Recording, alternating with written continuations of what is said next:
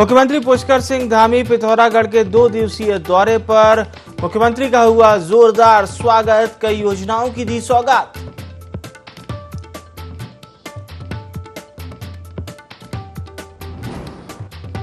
उत्तराखंड आवास एवं नगर विकास अधिकरण की बैठक में 22 नए स्थानों को शहर के रूप में विकसित करने का लिया फैसला। 12 गढ़वाल मंडल और 10 कुमाऊं मंडल में किए जाएंगे विकसित।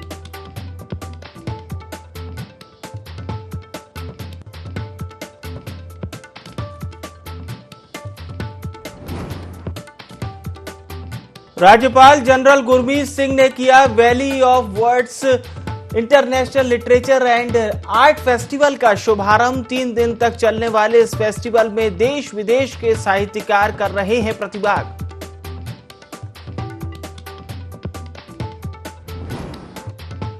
सेल्स टैक्स अचल दल टीम ने हल्द्वानी रोडवेज बस अड्डे से लाखों की टैक्स चोरी का माल पकड़ा। यूपी की बसों से लाए जा रहे थे टैक्स चोरी के माल।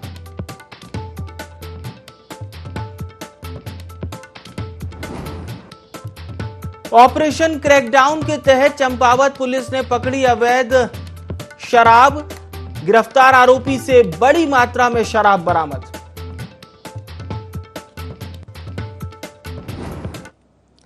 नमस्कार, आप देख रहे हैं देवभूमि लाइव। आपके साथ मैं हूं विवेक पांडे। खबरें उत्तराखंड की। उत्तराखंड भाजपा के प्रदेश अध्यक्ष महेंद्र भट्ट का कहना है कि हिमाचल प्रदेश में एक बार फिर से भाजपा सरकार बनाएगी। उत्तराखंड भाजपा के पदाधिकारियों ने हिमाचल प्रदेश की 19 विधानसभा सीटों पर प्रचार प्रसार किया, जिसमें मुख्यमंत्री पुष्कर सिंह धामी के साथ कई मंत्री भी शामिल थे। जिस तरह से हिमाचल प्रदेश की जनता का रुझान देखने को मिला है, उन्होंने कहा कि इससे साफ होता है कि हिमाचल प्रदेश में एक बार फिर भाजपा 2/3 बहुमत के साथ सरकार बनाएगी।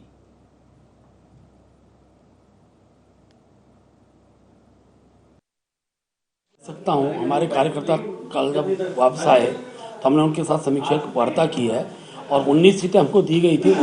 19 में से 19 की 19 विधानसभाओं पर भारतीय जनता पार्टी वहाँ जीत रही है। इसका मैसेज ये है कि उत्तराखंड के अंदर भी 2/3, हिमाचल के अंदर भी 2/3 बहुमत से भारतीय जनता पार्टी सरकार बनाने जा रही है। ऊधम सिंह नगर के जसपुर में नगर पालिका सभासद ने अपनी मांगों को लेकर नगर पालिका कर्मचारियों के साथ धरना दिया। सभासदों ने पालिका कर्मचारियों पर लापरवाही का आरोप लगाया। सभासदों का कहना है कि इमरतपुर पट्टी में खसरा संख्या 292 नगर पालिका की जमीन है, जिस पर किसी ने कब्जा कर अवैध निर्माण शुरू कर दिया है, जबकि जमीन का मामला हाईकोर्ट में विचाराधीन है। सभासदों का कहना है कि नगर पालिका की संपत्ति नगर पालिका को वापस मिलना चाहिए और जब तक हमारी मांगे पूरी नहीं होती या जब तक अधिशासी अधिकारी इस बात का जवाब नहीं देंगे, तब तक धरना जारी रहेगा।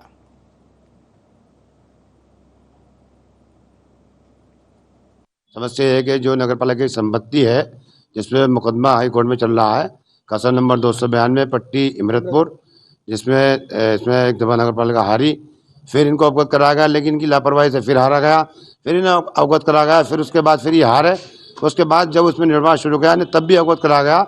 इनकी लापरवाही से वो निर्माण कर दिया गया, जो कि नगर पालिका की संपत्ति है। उस संपत्ति को वापस लाया। हमने नगर पालिका अधिशासी अधिकारी से वार्ता की, नगर पालिका अधिशासी को यहाँ बुलाया, लेकिन उसने साफ साफ कहा कि अगर तुम धरना प्रदर्शन करोगे, इस मांग को रखोगे, तो मैं नगर पालिका में नहीं आऊँगा। इसके अलावा अगर आप मुझसे कहीं बात करना चाहते हो, बाखुशी करने को तैयार हो, लेकिन इस समस्या को, इस मुद्दे को लेते हुए मैं बात नहीं करूँगा। उस पर जो है किस तरीके से कब्जा किया गया, हम इसका विरोध करते रहेंगे और लड़ाई लड़ते रहेंगे जब तक कि ये संपत्ति वापस नहीं होती। इसमें एक ज़मीन थी हमारी खसरा नंबर 292, इसकी जो है रकबा था 0.097 हेक्टेयर ज़मीन हमारी 1.5 बीघे के लगभग थी।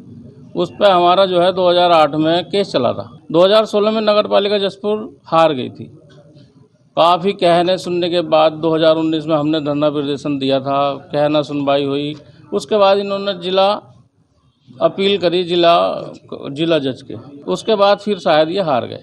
अब इन्होंने मेंबरों को नकारते हुए ये गायब हो गए ऑफिस से।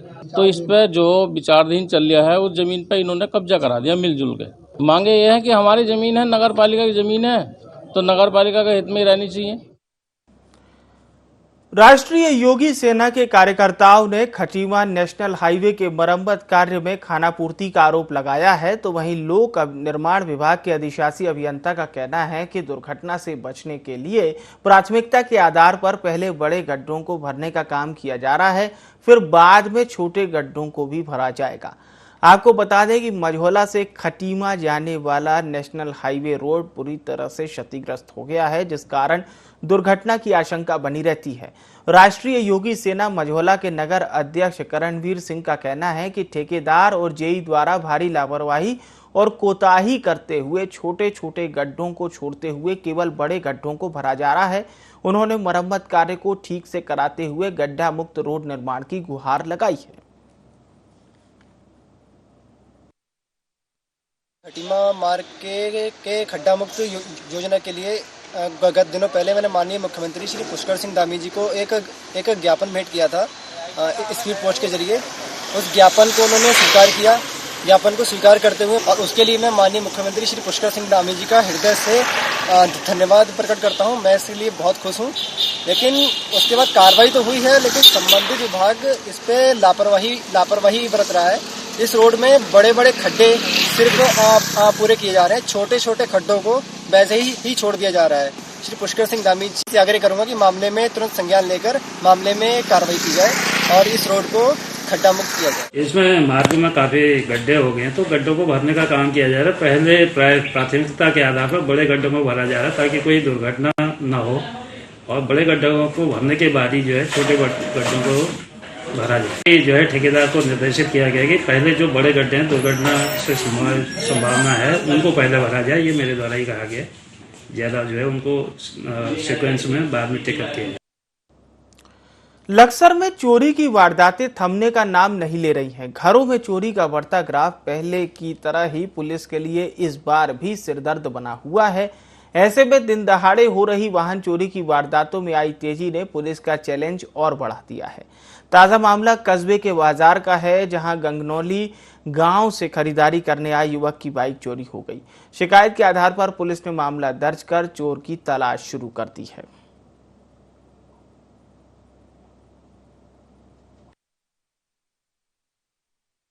में कोई वाहन ये उसकी सूचना आई थी कि वाहन चोरी हो गया।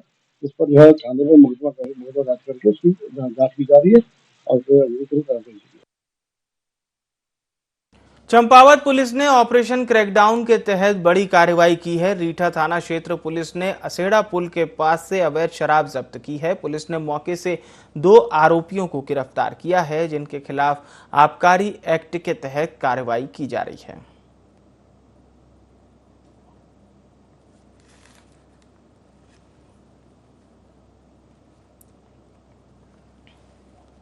कानपुर विधानसभा क्षेत्र में मौजूदा और पूर्व विधायक के बीच सियासी दुश्मनी थमने का नाम नहीं ले रही है। सोशल मीडिया पर कानपुर विधायक की छवि धूमिल करने के आरोप के बाद अब विधायक के निजी प्रतिनिधि को सरेआम जान से मारने की धमकी का मामला सामने आया है। विधायक प्रतिनिधि का आरोप है कि उन्हें सोशल मीडिया पर फर्जी अकाउंट बनाकर सरेआम जान से मारने की धमकी दी गई है।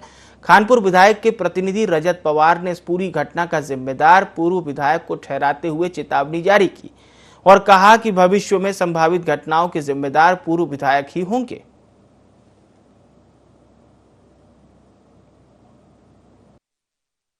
जांच के लिए भी मैंने तहरीर दी है कोतवाली में। उससे मुझे जान से मारने की धमकी दी गई और मेरे परिवार और मेरे जो पर्सनल चीज़ें हैं मेरी, उन चीज़ों को पब्लिक में लिख कर मेरी सामाजिक छवि को ख़राब करने का प्रयास किया गया और मुझे सरेराह जान से मारने की धमकी दी गई। ये कभी भी हो सकता है। जिस तरीके का कंटेंट उस आईडी से आया है वो कंटेंट टोटल पूर्व विधायक की फेसबुक पोस्ट से मेल खाता है। तो मेरा सीधा जो भी संदेह या जो भी कहें मेरा पूर्व विधायक पर है और मैं इस पूरी घटना का जिम्मेदार भी उन्हें ठहराता हूँ और भविष्य में अगर मेरे साथ ऐसा कुछ होता है तो उसका जिम्मेदार भी मैं उन्हें ही ठहराऊंगा। हल्द्वानी की बात करते हैं। सेल्स टैक्स की सचल दल ने टैक्स चोरी का बड़ा माल पकड़ा है। टीम ने कार्रवाई करते हुए यूपी की बसों से करीब 1,50,000 रुपए का माल पकड़ा है। पकड़े गए सामान को जांच के लिए भेज दिया गया है। व्यापारी ने टीम के सामने 16 नग वस्तुओं का बिल पेश किया, जिसके बाद 16 नग वस्तु छोड़ दी गई।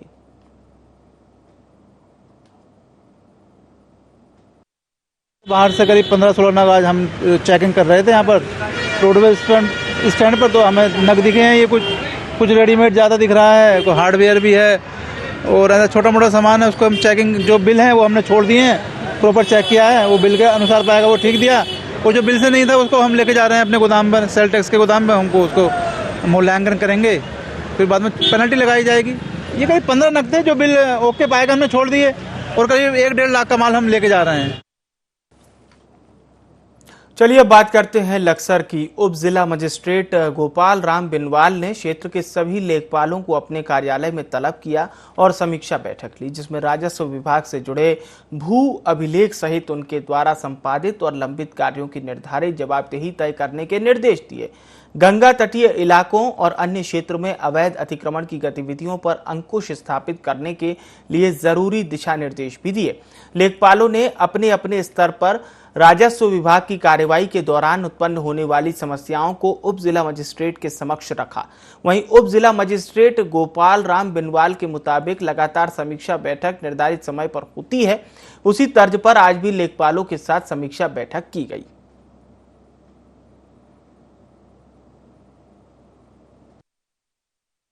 तहसील में लगातार समीक्षाएं बैठक चलती रहते हैं और लेखपालों के द्वारा जो कार्य संपादित किए जाते हैं उसमें कौन कौन से कार्य पेंडिंग है, मुख्य संदर्भ है, खनन से संबंधित है, अन्य भूलेख से संबंधित कार्य है, उसकी समीक्षा 10 दिन में या पाक्षिक रूप से हम लोग करते रहते हैं। उसी की रिगार्डिंग ये बैठक की गई थी और इसमें जो महत्वपूर्ण निर्देश थे, किसी प्रकार का अवैध अतिक्रमण ना हो, और जो यहाँ पर रात को अवैध खनन की कार्रवाई चल रही है उसमें जो टीमें बनी है उनको आवश्यक दिशा निर्देश दिए गए हैं, और रेवेन्यू से संबंधित जो खतौनियां बननी थी और अन्य जो भूलेख से संबंधित कार्य थे उसके संबंध में उनको निर्देशित किया गया है। और कोड से संबंधित कुछ प्रकरण हैं जिनमें जांच रिपोर्टें आनी थी, उस संबंध में भी सभी लेखपालों को निर्देश दिया गया है। पिथौरागढ़ पहुंचे हैं प्रदेश के मुखिया पुष्कर सिंह धामी और यहां पहुंचने के बाद उनका भव्य स्वागत हुआ है। 2 दिन के दौरे पर पिथौरागढ़ पहुंचे हैं मुख्यमंत्री पुष्कर सिंह धामी।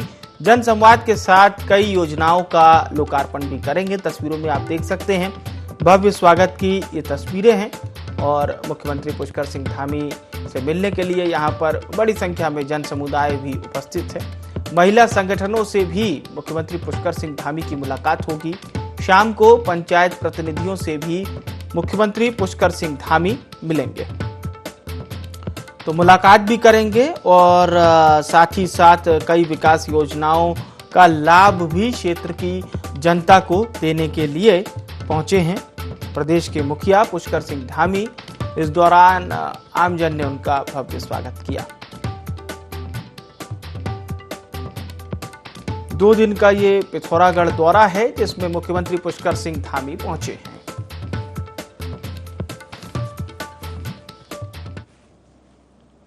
और चलिए अब रुक करते हैं खबरों की ओर। बीजेपी प्रदेश अध्यक्ष महेंद्र भट्ट की मौजूदगी में बड़ी संख्या में सेवानिवृत्त कर्मचारियों ने पार्टी की सदस्यता ली। इस अवसर पर प्रदेश अध्यक्ष ने पार्टी में शामिल होने पर सबका स्वागत किया। बता दें कि पार्टी में शामिल होने वालों में यूपी के 2 पूर्व सीएम स्वर्गीय मुलायम सिंह यादव और स्वर्गीय नरेश यादव के पारिवारिक सदस्यों के नाम भी शामिल हैं। प्रदेश मुख्यालय पर आयोजित इस कार्यक्रम में महेंद्र भट्ट ने पार्टी की सदस्यता लेने वाले सभी सेवानिवृत्त कर्मचारियों को प्रोत्साहित करते हुए कहा कि सभी समाज हित में हमेशा सक्रिय रहने वाले लोग हैं। सबका साथ, सबका विश्वास और सबके विकास के सिद्धांत पर काम करने वाली बीजेपी को उत्तराखंड और राष्ट्र निर्माण में सबके सहयोग की आवश्यकता है।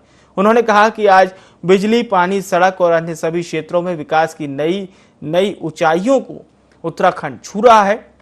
उन्होंने विश्वास दिलाते हुए कहा कि पार्टी आप सभी लोगों की विशेषज्ञता के अनुसार प्रदेश की योजनाओं को बनाने में सभी के सकारात्मक सुझावों को भी सम्मिलित करेगी।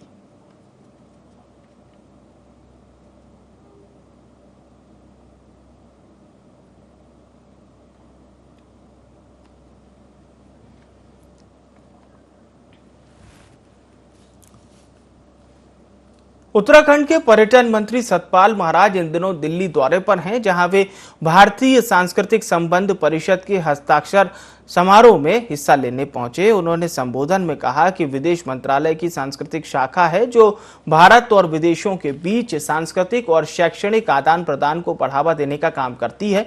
उन्होंने राज्य सरकारों के बीच 23 राज्यों के समझौता ज्ञापन पर हस्ताक्षर भी किए।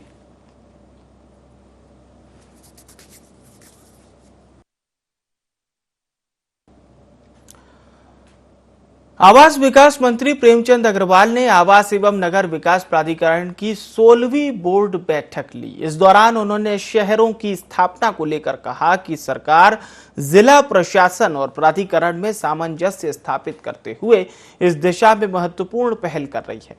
पहले 22 नए स्थानों को शहर के रूप में विकसित करने के लिए चिन्हित किया गया है, जिसमें से 12 गढ़वाल मंडल और 10 कुमाऊं मंडल के हैं। नई टाउनशिप बनने से शहरों में बढ़ रही जनसंख्या और यातायात के दबाव के निराकरण में सहायता मिलेगी। इसके लिए देहरादून में भी 4 टाउनशिप का निर्माण प्रस्तावित है।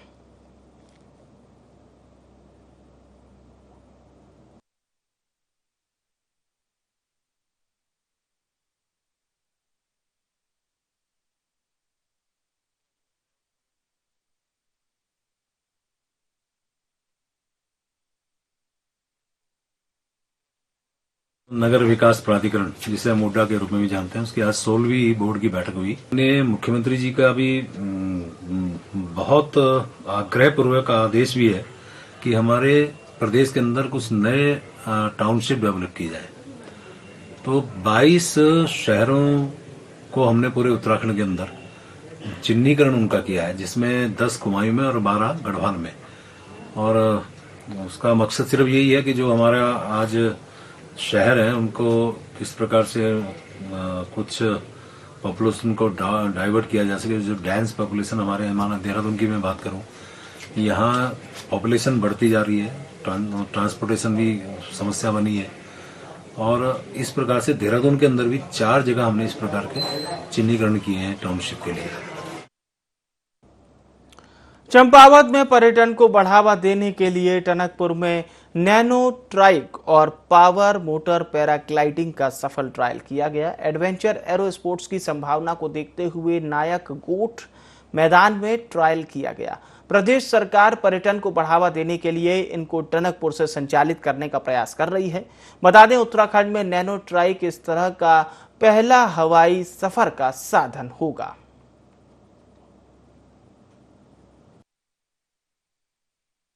Power motor PPG short form में बोलते हैं, पावर मोटर पैराग्लाइडिंग, और पैरा मोटरिंग भी बोलते हैं अलग अलग टर्म्स में। तो बेसिकली इंजन होता है, इंजन में फ्यूल होता है, प्रोपेल्ड होता है। तो आप एक प्लेस से लैंड कर टेक ऑफ करके पूरा सर्किट घूम के और वापस उसी स्पॉट पर लैंड कर सकते हैं। पर्यटन विभाग द्वारा एरो स्पोर्ट्स को बढ़ाने के लिए जनपद में एरो स्पोर्ट्स की अभी तक कोई कंपनी ऑपरेट नहीं करती है। तो हम यहाँ पे आज किरोड़ा नाले में हम ये उसको समतल कर रहे हैं, पूरा हम एयर स्ट्रिप डेवलप कर रहे हैं और यहाँ पे हम एक पैरा मोटरिंग का अटेम्प्ट करेंगे। उसके अलावा हम यहाँ पे अल्ट्रा लाइट एयरक्राफ्ट हम यहाँ पे उड़ाएंगे, जो कि पहली बार उत्तराखंड में उड़ रहा है। तो ये फ्यूचर में हम चाहेंगे कि हम यहाँ से उड़ाएं और इसको हम पिथौरागढ़ तक लेके जाएं। राजधानी देहरादून में इंटरनेशनल फिल्म फेस्टिवल के 7वें संस्करण का आगाज हो गया है, जिसका शुभारंभ मुख्यमंत्री पुष्कर सिंह धामी ने किया। इस दौरान उन्होंने कहा कि राज्य में बड़ी संख्या में फिल्म निर्माता शूटिंग के लिए उत्तराखंड आ रहे हैं, जिसके लिए राज्य सरकार फिल्म निर्माताओं को बेहतर सुविधाएं उपलब्ध करा रही है। साथ ही सीएम धामी ने कहा कि प्रदेश के फिल्मकारों के हित में फिल्मांकन की स्वीकृति हेतु ऑनलाइन सुविधा उपलब्ध कराई गई है। वहीं अब 1 सप्ताह में फिल्मांकन की स्वीकृति प्रदान की जाएगी।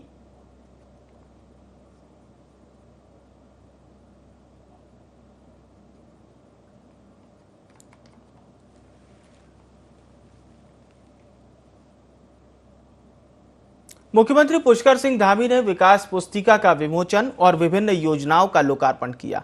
गोरखा मिलिट्री इंटर कॉलेज परिसर में कार्यक्रम का आयोजन हुआ। मुख्यमंत्री धामी ने सूचना विभाग की ओर से प्रकाशित विकास पुस्तिका का विमोचन किया।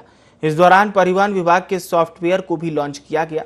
इस दौरान मुख्यमंत्री पुष्कर सिंह धामी ने देहरादून और रुद्रपुर में निजी क्षेत्र के अंतर्गत स्थापित ऑटोमेटिक टेस्टिंग स्टेशन का भी ऑनलाइन शुभारंभ किया।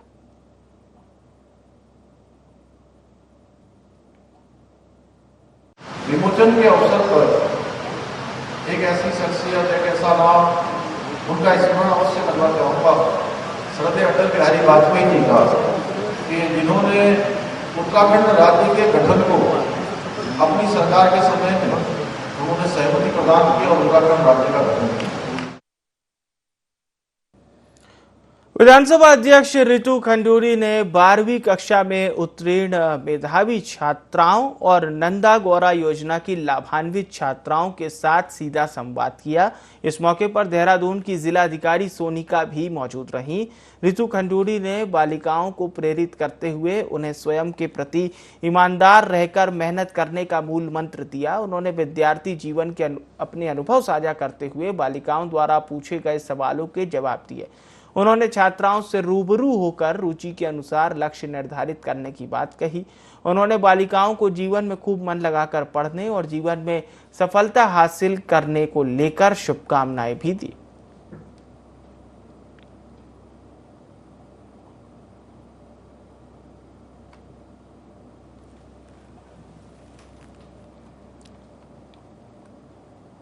हरिद्वार के कैंप कार्यालय रोशनाबाद में जल जीवन मिशन योजना की प्रगति की समीक्षा बैठक आयोजित की गई।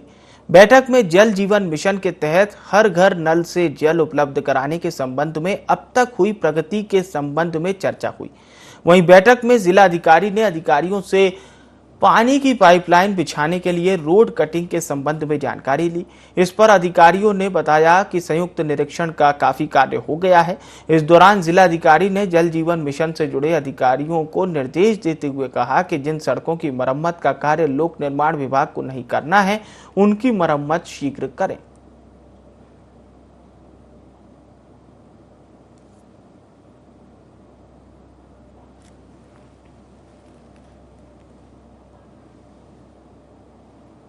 हल्द्वानी में बार एसोसिएशन ने हाईकोर्ट स्थानांतरित किए जाने के फैसले का समर्थन किया है। अधिवक्ताओं का कहना है कि वे हाईकोर्ट को नैनीताल शहर से शिफ्टिंग के निर्णय का समर्थन करती है।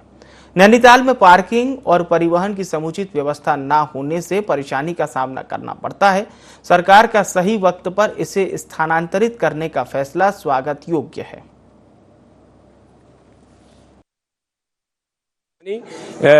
हर लिहाज से उत्तम स्थान है और इस बात का स्वागत होना चाहिए। और इसीलिए आज ये बैठक हुई, और बैठक इसलिए हुई क्योंकि जिस तरीके से कुछ नैनीताल में एक अखबार के माध्यम से हम पढ़ रहे थे कि शिफ्टिंग का विरोध हो रहा है, तो वो काहे को विरोध कर रहे हैं? क्योंकि शिफ्टिंग तो नैनीताल से नैनीताल में ही हो रही है, अन्यत्र नहीं हो रही है। कहीं अन्यत्र होगी तब वो विरोध करें। हल्द्वानी के समर्थन से ही नैनीताल में थे, तो हल्द्वानी भी नैनीताल में ही है।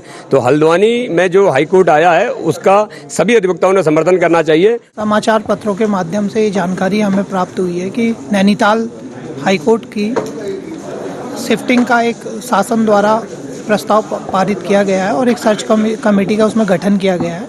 और उस सर्च कमेटी ने अपनी जो रिपोर्ट दी है उसमें हल्द्वानी के गोलापार स्थान को हाईकोर्ट के लिए उपयुक्त पाया है। तो उसका हल्द्वानी बार एसोसिएशन पूर्ण समर्थन कर रही है और इनके द्वारा भी इस बात पर सहमति जताई है कि हाईकोर्ट को हल्द्वानी में शिफ्ट होना चाहिए और ये आम वादकारियों और अधिवक्ता गणों के लिए उपयुक्त स्थान है।